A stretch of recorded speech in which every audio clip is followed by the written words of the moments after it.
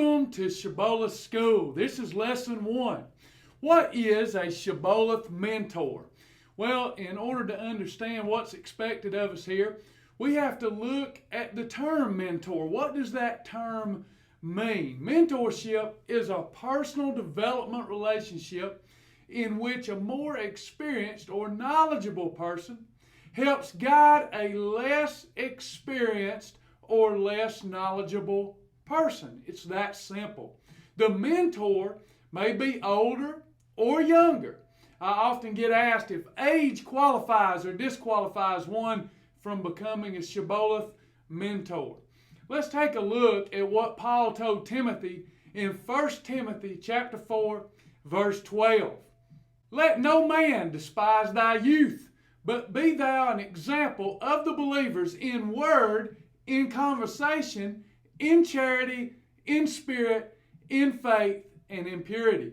Timothy was a young disciple that the Apostle Paul may have even been responsible for winning to the Lord. Paul was an excellent example of a Christian and had no doubt been responsible for leading and guiding Timothy in the way.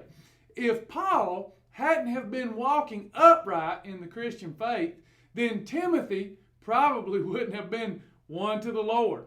Paul definitely had a lot of confidence in young Timothy in order to give him a charge like he did. In other words, let nobody despise your youth, Timothy. Don't worry about what people say or what people think. You just keep walking the walk. See, Paul had gave a strong endorsement of Timothy to the people. And Paul was one of the most renowned men of God ever mentioned in the Bible. I feel the same way about the Shibboleth Mentor Program. Age and gender has nothing to do with producing a great mentor. Whether you have been in the program for 1 week or 10 years, what matters is your passion and your effort. You don't even need to have lost all of your weight to become a Shibboleth mentor. You will need to walk the talk, though. Understand this. In this culture we live in, walking the talk is the most difficult part of living any healthy, God-fearing lifestyle. There's an old quote that says, when it's all said and done, a lot more is said than done. It's one thing to say you're going to be a Shibboleth mentor, but an entirely different one to really be one and to walk the walk. If you have aspirations of mentoring people with this program or any aspirations of helping people personally develop, you don't have to be perfect in your own walk, but you will at least have to work on yourself harder than you work on anything else. So, age doesn't matter. Experience with this program doesn't matter. Gender doesn't matter. Haven't lost all of your weight? Doesn't matter as long as you're still making progress.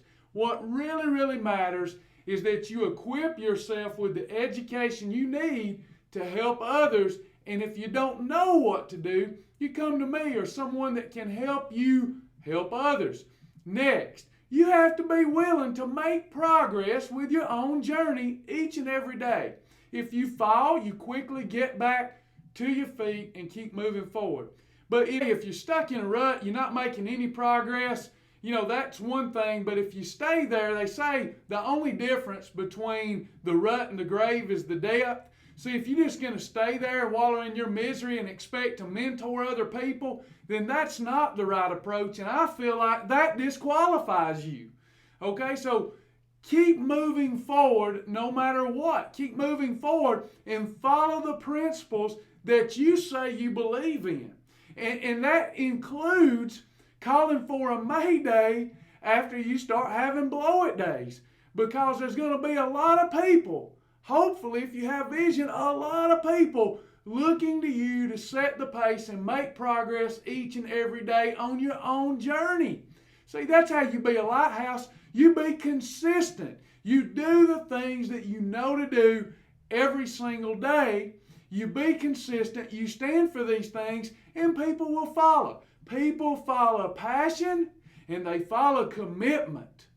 But we are all learning and growing, changing and evolving. The only way to help those in need is to do it because you love this and you love the people you serve.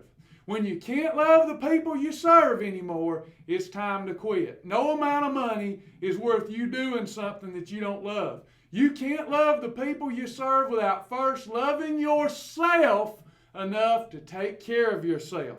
So, in summary, let no one despise your youth. Let no one despise your age as you try to mentor them. Let no one despise you because you haven't lost all of your weight either.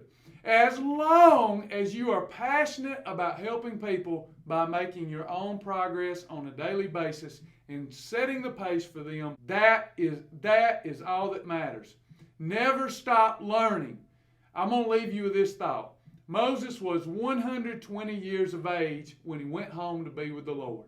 His strength was not diminished and his eye was not dim, even at 120 years of age. He left this world with love, passion, and hope in his heart after being committed to a cause his entire life. The Bible doesn't give us a place to retire or to become complacent. Once you grow complacent, your waistline is going to grow as well. And we're trying to help people diminish the size of their waistline, not expand it. This is a serious thing that you stepped into, and you should take it and your responsibility very seriously.